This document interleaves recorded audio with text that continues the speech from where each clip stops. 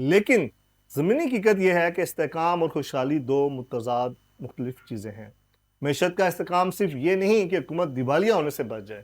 اصل استحکام تب ہوتا ہے جب عام آدمی کو روزگار، سستی توانائی، کاروبار کی آسانی اور مہنگائی میں کمی محسوس ہو۔ اگر مجموعی قومی پیداوار بہتر ہو مگر گھریلو بجٹ تباہ ہو جائے تو عوام کے لیے یہ استحکام نہیں بلکہ ایک اور معاشی آزمائش بن جاتا ہے۔ یہ بھی حقیقت ہے کہ آئی ایم ایف کی ہر کس وقتی ریلیف تو دیتی ہے مگر اس کے ساتھ سخت اصلاحات کی شرط بھی آتی ہے۔ پاکستان گزشتہ کئی دہائیوں سے بار بار انہی پروگراموں میں جاتا رہا ہے۔ سوال یہ ہے آخر ہم مستقل بنیادوں پر اپنی معیشت کو خود کفیل کیوں نہیں بنا سکے؟ کیوں ہر چند سال بعد بجٹ سے پہلے پاکستان آئی ایم ایف مذاکرات سب سے بڑی خبر بن جاتے ہیں؟ اس پورے منظرنامے میں ایک اور اہم خطرہ بھی موجود ہے اور وہ ہے عالمی تیل کی قیمتیں۔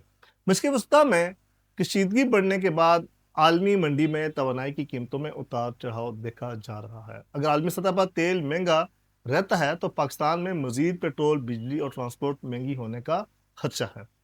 اب حکومت کے سامنے سب سے بڑا امتحان یہ ہے کہ وہ بجٹ 2026-27 کو صرف آئی ایم ایف کی دستاویز بناتی ہے یا واقعی عوامی ریلیف کا بجٹ بنانے کی کوشش کرتی ہے۔ کیونکہ اگر تمام بوجھ صرف تنخواہ دار اور چھوٹے کاروبار اور عام صارف پر ڈال دیا گیا تو معیشت کے اعداد و شمار بہتر ہونے کے باوجود عوامی غصہ بڑھ سکتا ہے۔